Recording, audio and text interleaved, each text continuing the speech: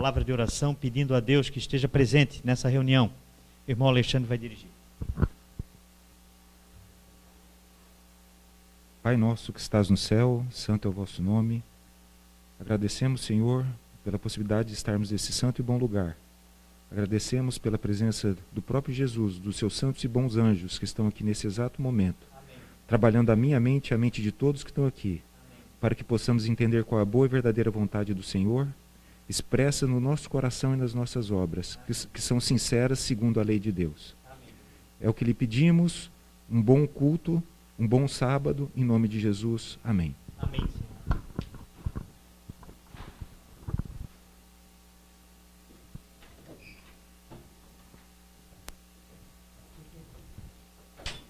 Não estou acostumado.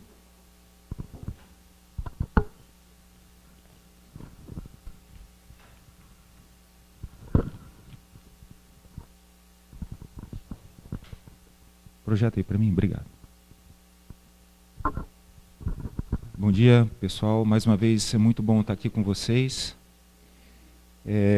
Nós vamos falar hoje de um tema o título é: o que você quer ser quando você crescer? Então vou perguntar aqui para algumas pessoas: vozinha, o que a senhora quer ser quando a senhora crescer? Ou quando era criança, né? A senhora poderia expressar a sua vontade conosco aqui hoje?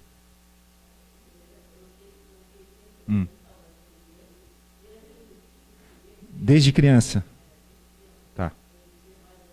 Uhum.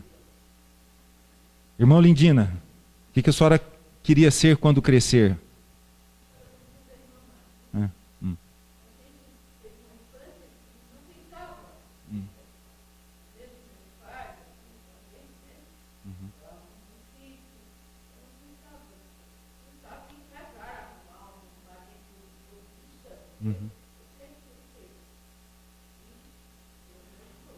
Eu vou pedir mais uma opinião do pessoal aí mais experiente, né? Pastor Saulo, o que o senhor queria ser quando crescer? Uhum. E como é que era o teu pai? Só para a gente entender, né?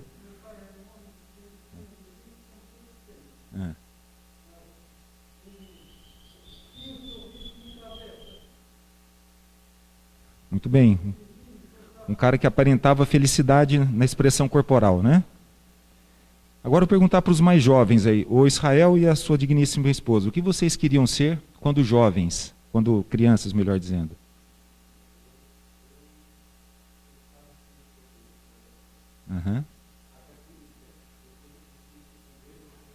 Não deu.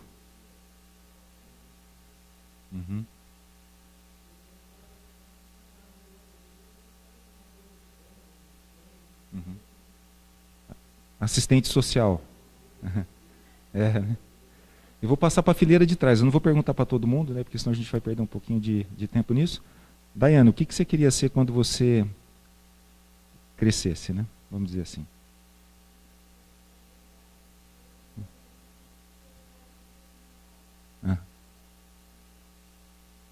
Tá certo, uma pessoa do campo, né?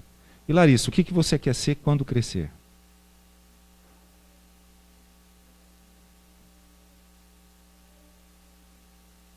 Que é o quê? Primeira frase, o que você falou?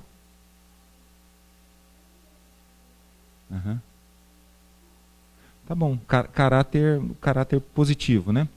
Então, alguns disseram aí, né, as suas vontades, as suas predisposições. Eu, desde criança, entre 5 e 6 anos, já sabia que eu iria ser médico, não tinha outra opção, né? Então, isso é uma condição que eu coloco aqui para os senhores, que eu queria ser médico, e tanto é que sou médico. Mas, mudando um pouquinho de tema, onde nós estamos, né? Onde nós estamos em relação à condição escatológica e quais são as mensagens que devem ser melhor entendidas e divulgadas aí no mundo que nós vivemos, né? Eu vou tirar a máscara, fica um pouquinho melhor. Então nós temos aqui as 3 vertentes, né? Reforma da saúde, mensagem angélica e trabalho médico missionário, né?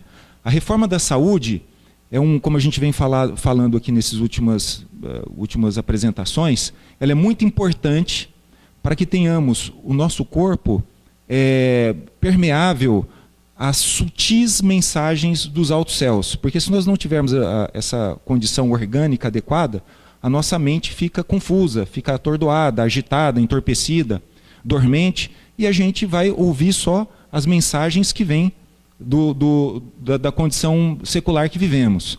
E é muito importante que o nosso corpo esteja dessa feita para que nós entendamos verdadeiramente as 3 mensagens. As 3 mensagens vão ser pregadas de forma compacta e devem ser pregadas agora. Essa é a verdade, né? E o trabalho médico missionário, ele não é para médico, é para todos aqueles sinceros de coração que recebem doses do Espírito diária, estão se santificando e na hora exata, segundo a vontade de Jesus, vai executar o poder de cura, entre outros milagres, né, que acontecerão, né? Isso aqui está acontecendo de uma forma muito diminuta ainda, né? São poucas as pessoas que abrem verdadeiramente a sua mente para entender isso daí e busca incessantemente conhecer a verdade através dessas 3 mensagens, né? Porque hoje nós vivemos aqui, ó, nesse segmento escatológico, aqui eu coloco aqui os eventos finais, nós estamos aqui, ó, o que está escrito ali? Contrafação da chuva serôdia, né? O que é a chuva serôdia? A chuva serôdia é a obra do Espírito Santo abundante no tempo do fim. Nós estamos no tempo do fim. O tempo do fim começou em 1798 com a prisão do Papa Pio VI, né? No cumprimento da profecia do um tempo, 2 tempos e metade de um tempo, 1260 tardes e manhãs, ou 1260 anos proféticos, né? E ela se progrediu ali também bem em conjunto com uma grande profecia, que é das 2.300 tardes e manhãs. Nós não vamos falar sobre isso aqui agora, mas o tempo do fim começou ali. E nós estamos lá no final do relógio, no final do tempo do fim. Então, hoje, o inimigo ele está derramando a contrafação da chuva serôdia, que eu chamo de chuva secular. Os nossos olhos, os nossos ouvidos, a nossa mente trabalha dia a dia bombardeada dessa pseudo-informação ou dessa pseudo-verdade. Isso influencia significantemente os nossos hábitos, a nossa vida. Isso foi colocado agora há pouquinho na escola sabatina, né? Que a gente estava estudando sobre a influência dos frutos do Espírito. Então, nesse momento, nós temos 2 vetores de ataque àquilo que é santo. Quais são esses vetores? O primeiro vetor é a falsa mensagem de saúde, que vai contra a reforma da saúde. Uma falsa mensagem de saúde. É isso que vocês estão vendo aí. Tem um monte de coisa acontecendo que parece boa, mas não é boa, né? Nós não vamos entrar em detalhes aqui, porque esse não é o foco. Mas nós temos aqui uma falsa mensagem de saúde que vai desde o ar que você respira até medicamentos e outras coisas que estão acontecendo que os senhores bem sabem aí, né? Então, existe essa falsa mensagem de saúde que parece ser boa, mas ela está causando dano aonde? No teu corpo, não é? Então tem muita coisa que a gente se envolve de forma ingênua em nossos hábitos, ou até mesmo em medicamentos e outras coisas que podem causar mal e causar a transgressão ao templo do Espírito Santo, que é o meu corpo. E o outro vetor importante é uma falsa mensagem ecológica, que diz o seguinte: vamos guardar um dia não santo, porque isso vai ser o responsável por salvar os problemas que o planeta está causando. E numa dessa, enganam a muitos, né, tiram o foco da verdadeira mensagem de um dia santo para um dia não santo, que os senhores muito bem sabem. Isso leva ao quê? É uma transgressão da lei de Deus aonde? No santuário celestial. Então existe um vetor de atuação no santuário aqui na terra, que sou eu e você. Existe um vetor de atuação, de transgressão no santuário celestial. Espero que vocês tenham entendido. Então nós temos que estar nos preparando e nos desviando das flechadas dessa chuva serôdia que cai abundantemente dia a dia, quando você acorda e sai para trabalhar, vai fazer suas coisas. Nós estamos sendo bombardeados para isso, porque nós temos que nos preparar, né, com o escudo de Deus, porque nós estamos próximos de um evento, que é o decreto dominical. A partir do decreto dominical vai haver um intervalo de tempo, que é o período de pequena angústia até o fechamento da porta da graça. E é para isso que nós estamos aqui hoje, para que nós nos preparemos para o fechamento da porta da graça, porque a partir daí vão se preparar um grupo especial de pessoas que vão estar preparadas, atuando fortemente, né, na conversão de outras pessoas, de um grupo, não é? Vão ter dois grupos, um grupo especialmente preparado, atuando num grupo que realmente não foi adequadamente preparado para isso, né? Então nós temos duas teorias, né? Os 144 mil, nós vamos falar um pouquinho deles agora, que inclui todos os salvos vivos. Será que isso aqui é verdade? Ou um grupo, os 144 mil é um grupo especial de salvos vivos que estão vindo da seara, né? Então tem mais duas outras teorias, mas eu acabei não colocando aqui. Então, será que os 144 mil inclui todos os salvos vivos, ou os 144 mil é um grupo especial dentro da seara? Eu vou pedir para vocês abrirem a Bíblia de vocês. Pastor, que o senhor está com a Bíblia aberta, abre para mim, por favor, em Apocalipse 14, versículo 1, e a irmã Lindina em Apocalipse 15, versículo 2. Eu quero que vocês leiam esses dois versículos aí, por favor. 14, 1 e 15, 2. Então olhei e vi o Cordeiro em pé sobre o monte Sião, e com ele 144 mil, que traziam escritos na testa o seu nome e o nome do seu pai.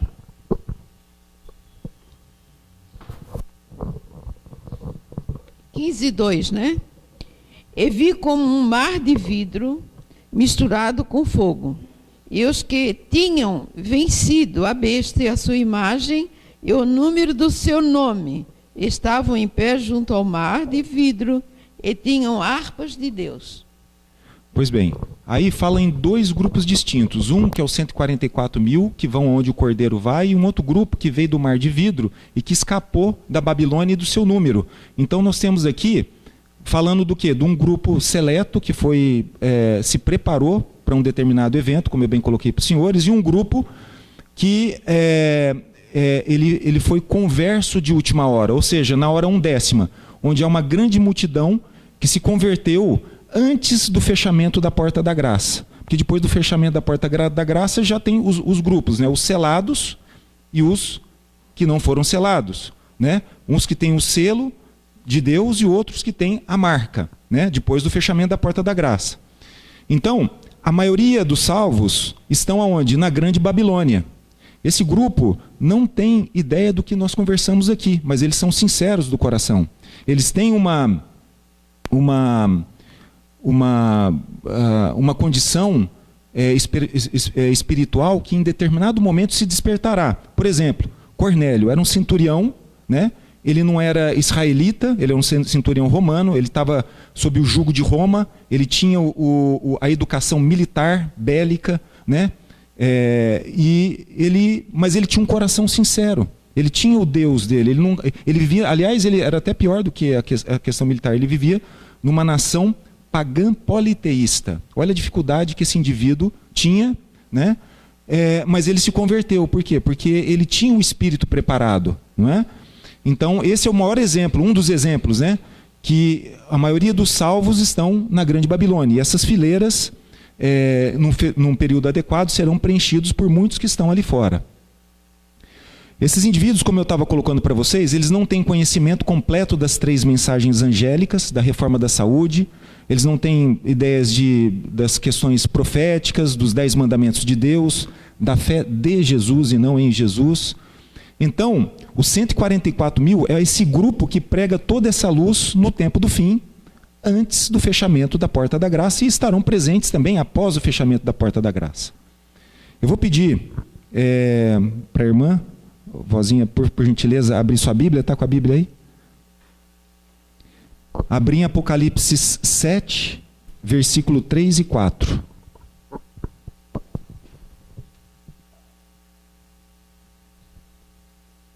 Vi outro anjo que subia do nascente do sol, tendo o selo do Deus vivo, e clamando em grande voz aos 4 anjos, aqueles os quais foram dado fazer dano à terra e ao mar. Continua do 3 também? Apocalipse 7.3 e 7.4. Dizendo, não danifiqueis a terra, nem o mar, nem as árvores, até selarmos a fronte do servo do nosso Deus. Então ouvi o número dos que foram selados, que era 144.000, de todas as tribos dos filhos de Israel. Perfeito. Então ele está falando de um grupo que vai ser selado primeiro.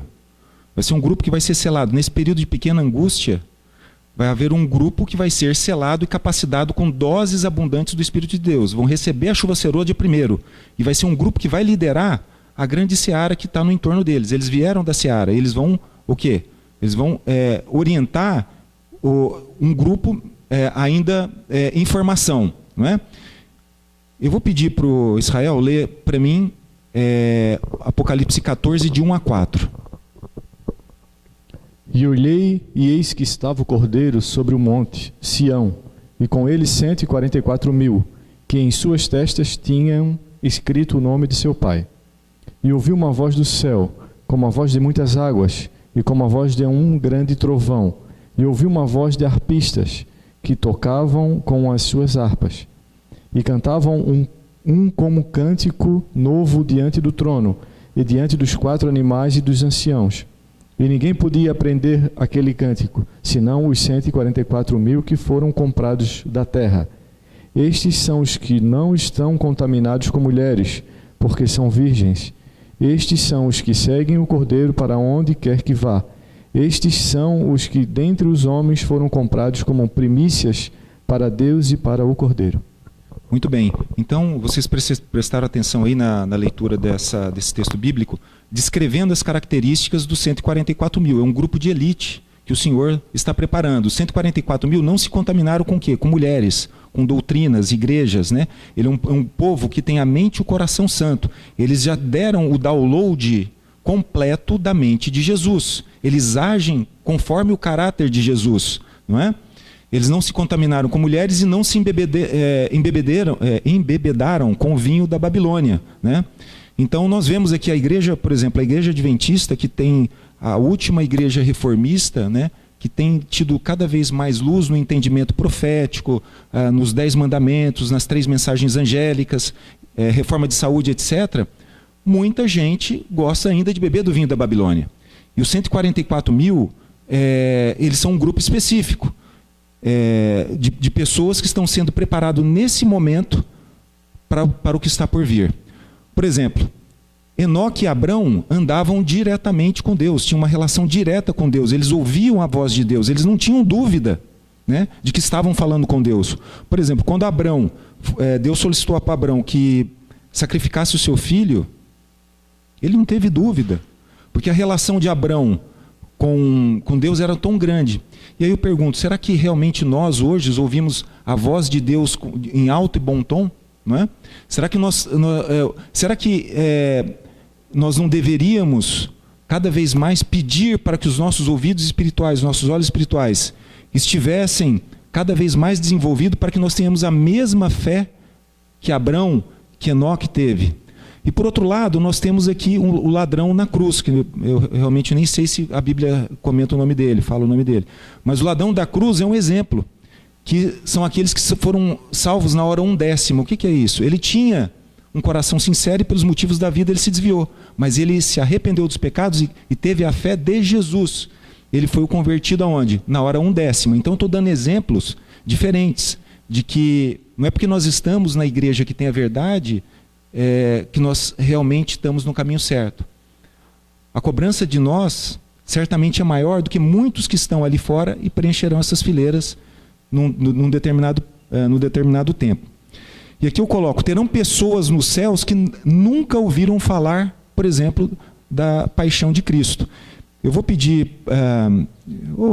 Israel, você que está com a Bíblia aí, lê de novo para a gente, o pastor está do lado, lê Zacarias 13:6. E se alguém lhe disser que feridas são estas nas tuas mãos, dirá ele, são feridas que fui ferido em casa dos meus amigos. Pois bem, né? Jesus foi ferido na casa dos seus amigos pelo povo de Israel, né? Por pessoas da sua genealogia, né? Então, muitas pessoas que vieram de outras religiões, budaísmo, hinduísmo, etc., não ouviram falar e não sentiram, né? Não expressaram, não sentiram a dor verdadeira do que Cristo sentiu. Mas eles são sinceros do coração, são pessoas que estão abertas, estão atentas, os ouvidos espirituais deles estão atentos. Quando a verdade for lhe apresentada, a conversão acontecerá. Por exemplo, um outro exemplo que eu coloco aqui são os reis do Oriente. Eles não eram de Israel, mas eles ouviram a voz de Deus falando, vai para lá porque o Filho de Deus vai nascer. Né? Então, existem fiéis, da mesma forma que existiram fiéis, sinceros, antigamente descritos aqui na Bíblia, e isso acontece nos dias de hoje. Aqui eu já falei de Abrão, né? Então, quais são as características? Lembrando, os 144 mil, eles conhecem a voz de Deus, eles não têm prazer nesse mundo, vivem aqui, mas seus olhos e seus ouvidos estão aonde? Nos altos céus, não é? Comem, bebem conforme a dieta original e não segundo aos olhos do mundo. Não são bem-vindos, muitas vezes são perseguidos fora e principalmente dentro da igreja. Né? Eles pregam as 3 mensagens angélicas que são impopulares. A gente vai falar sobre isso, muita gente, eu já vi gente, eu falando sobre isso aí, gente saindo da igreja, porque não quer ouvir isso daí. Não é? E não é impopular, é popular, mas é popular para aqueles que estão se afunilando de acordo com a escatologia e a verdade se adiantam. Eles não bebem do vinho de Babilônia. O que é vinho da Babilônia? É a falsa mensagem. É aquilo que embriaga a tua mente e dá prazer carnal. Por exemplo, Natal. Né? Natal é uma adoração a Tamuz. Né? O dia 25 de dezembro é aniversário de Tamuz. Jesus não falou para nós comemorarmos o aniversário dele. Muito menos árvore de Natal. O pinheiro de Natal, ele é um símbolo pagão. Inclusive, no Velho Testamento fala, tirem os pinheiros do templo de Israel e levem para fora, os pinheiros do bosque. Não é? Então, isso aí são símbolos pagãos. Páscoa, chocolate, carne com sangue, açúcar, processados, internet, novelas, Hollywood, Disney. Parece que eu combinei com alguém que iria ser apresentado isso hoje na igreja, mas não foi nada combinado. Né? É somente a voz de Deus atuando na minha mente e na mente de vocês, para que haja um sincronismo perfeito nessa mensagem de hoje, né, que nós precisamos ouvir. Então, os 144 mil despertaram e romperam com o mundo atual que nós estamos. Em Atos dos Apóstolos, página 591, fala o seguinte sobre os 144 mil. Esses seguem o Cordeiro para onde quer que vá, né? Melhor dizendo. Foram comprados como primícias, cingidos para o santo serviço. O santo serviço é todo aquele serviço que é sincero de coração e que lava a alma e produz o caráter verdadeiro do Espírito. Vamos falar um pouquinho, a gente está falando sobre 144 mil, vamos falar um pouquinho sobre primícias e seara. O que a Bíblia fala sobre primícias e searas? Então, primícias são escolhidas dentro da seara. Significa que a primícia é santa e a seara nem tanto? Vamos ver o que a Bíblia fala sobre isso? Eu vou pedir para abrir a Bíblia em Romanos 11:6. Pastor, por favor, tome a palavra, leia para nós, por gentileza. O que o apóstolo Paulo fala sobre primícias e searas? 6 ou 16? 16? 11:16. Entendi 6. Se as primícias são santas, também a massa o é. Se a raiz é santa, também os ramos o são. Muito bem. Então existe um grupo, 2 grupos diferentes. Um que está preparado, já recebeu a dose abundante da chuva, né? Da chuva serôdia. Ele expressa o caráter de Cristo. E tem uma outra turma que também é sincera, né? Que ainda estão espalhados por todo aí. Mas eles também são santos. Mas o tempo deles é um tempo depois. Abra para mim em 1 Coríntios 15 e vamos ver que o apóstolo Paulo fala a respeito desse tema também. E eu vou pedir para o Israel abrir ali em Mateus, abra em 1 Coríntios 15 e o Israel abra em Mateus 27.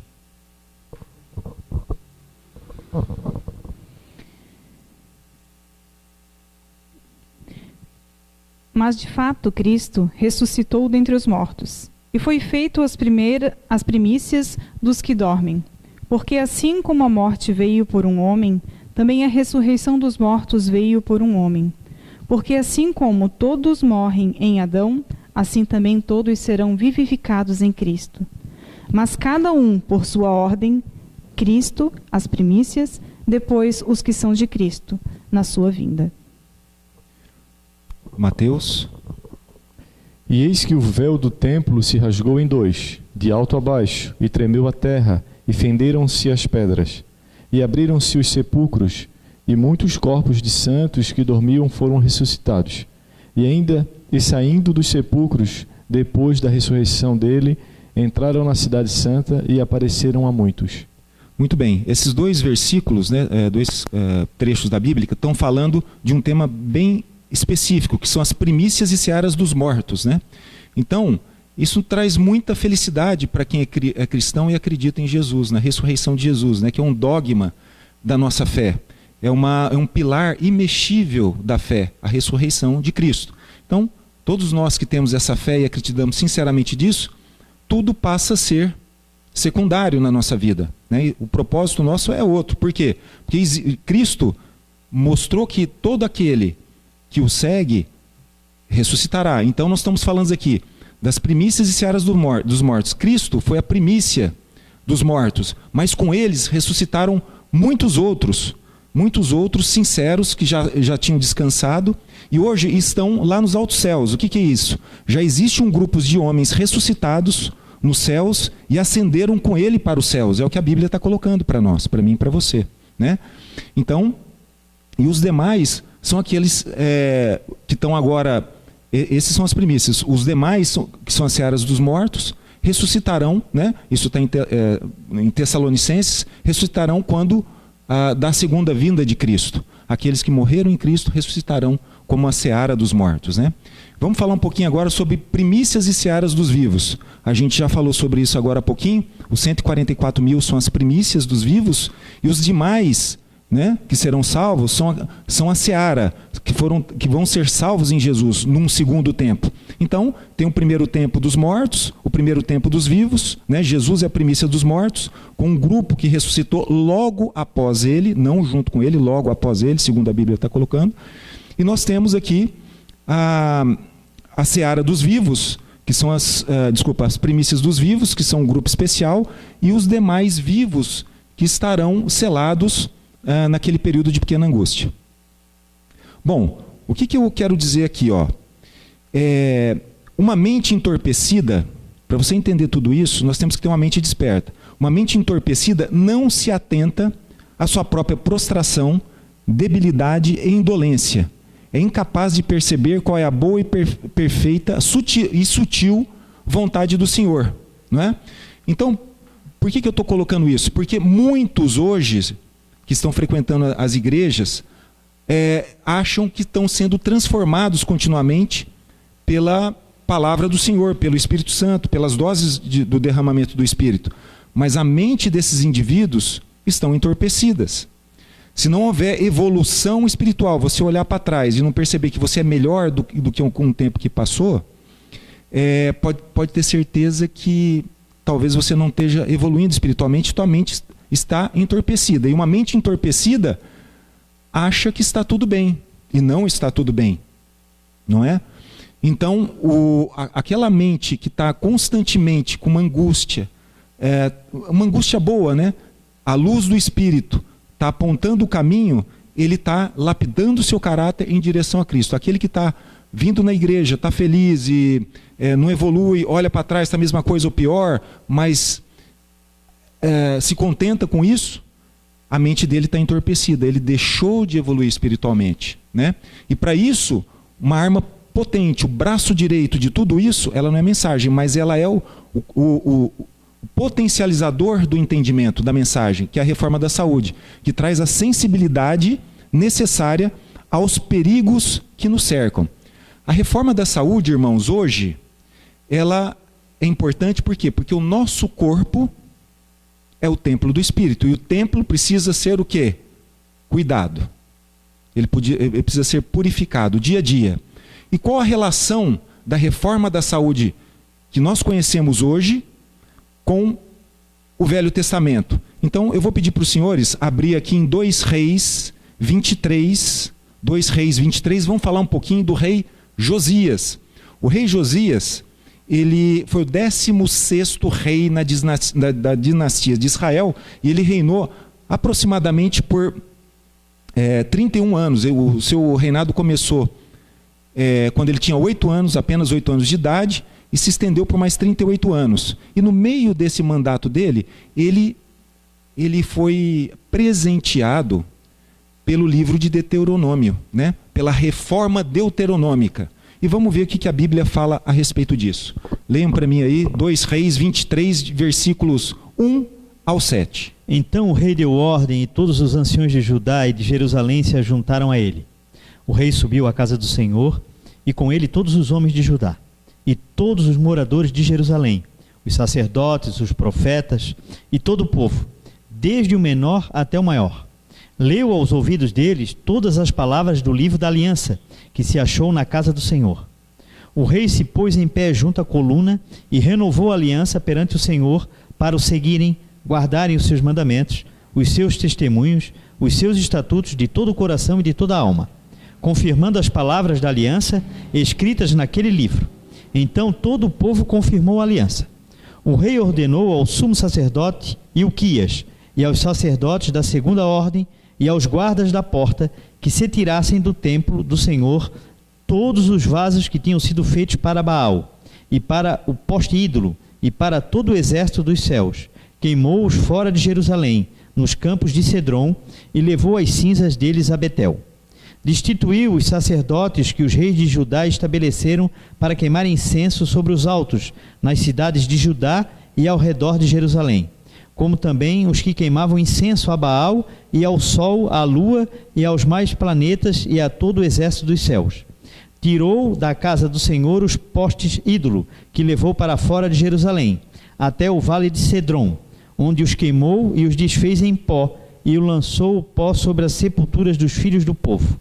Também derrubou as casas dos prostitutos cultuais, que estavam na casa do Senhor, onde as mulheres teciam cortinas para o poste ídolo. Tudo bem? Foi claro o que a Bíblia colocou? O que o rei Josias fez? Ele fez o quê? Uma limpeza. Ele leu o livro, se converteu no livro, relembrou do antepassado de Israel, lembrou dos escritos de Moisés, da importância da conversão diária e não da apostasia que vivia Israel naquela época. Naquela época, Israel passou, né, ele veio após Josué, Israel vem, né, claudicando em relação à conversão segundo a lei de Deus, e chegou ao ponto do templo de Israel estar contaminado com um monte de símbolos, vários símbolos pagãos, né, rituais não cerimoniais e não de graça dentro do templo, né? Então o que Josias fez? Ele fez o quê? Uma reforma deuteronômica dentro do templo. E para isso ele chamou todo mundo da corte e falou: olha, é assim que vai ser, tira tudo isso para fora do templo, faça a reforma.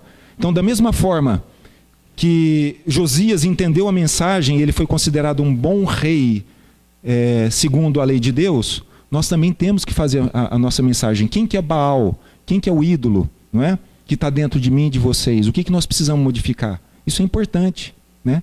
Então, a conversão era feita dentro do templo. Hoje, através de um sacerdote com toda uma lei cerimonial que foi quebrada. Hoje, a conversão é feita dentro do templo, que sou eu e você, através do sumo sacerdote celestial que já foi sacrificado por nós. Isso é muito importante que vocês entendam, né?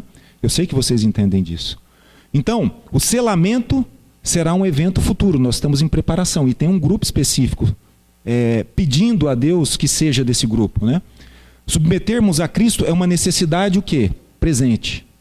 Reforma da saúde, trabalho médico missionário, a mensagem da lei de Deus, que são os 10 mandamentos, e de juízo, né? De escolha e juízo, que são as mensagens angélicas, é iminente. Então, assim como Noé, Enoque, Abrão, Moisés declararam a verdade para o seu tempo, assim há de ser os servos de Cristo, que somos nós aqui, dar especial atenção a essa geração através daquelas 3 premissas que eu falei para vocês: reforma de saúde,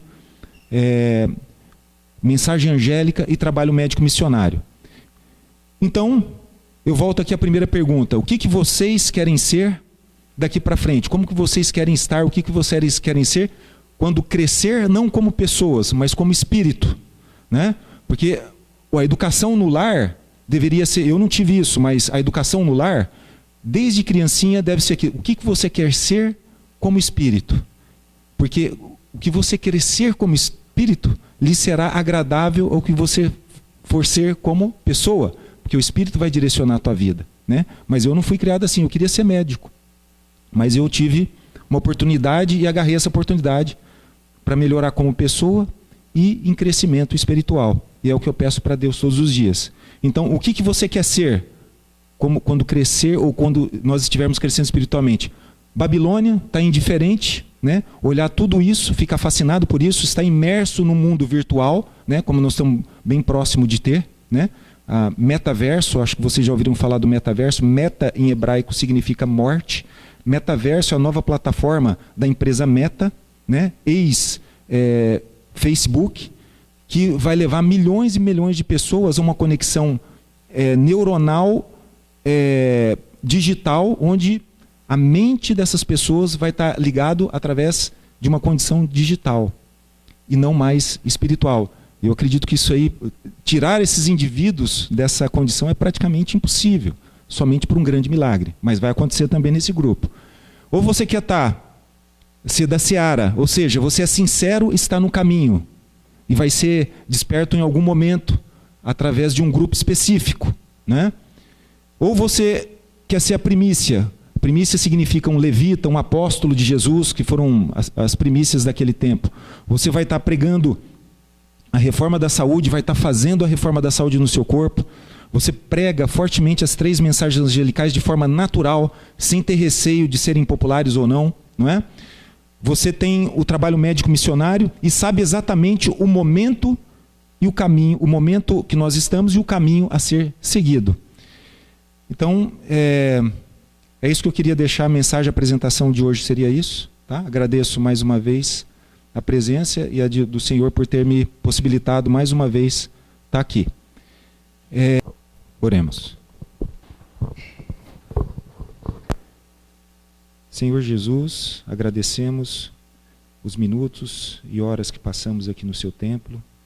Agradecemos que tudo foi perfeito em seu nome, que pudemos ter aperfeiçoamento e aprendizado das leis do teu reino. Oramos para que possamos ainda ter a igreja aberta, ativa, porque sabemos, Senhor, que quando houver o grande despertamento, haverão alguns prejuízos orgânicos para nós, algumas perseguições, mas somente estando fortes em coração, espírito e mente decidida, segundo o caráter de Jesus, seremos vitoriosos. Nos dê um final de sábado e de semana abençoados e uma semana que entra. Em nome de Jesus que lhe pedimos. Amém.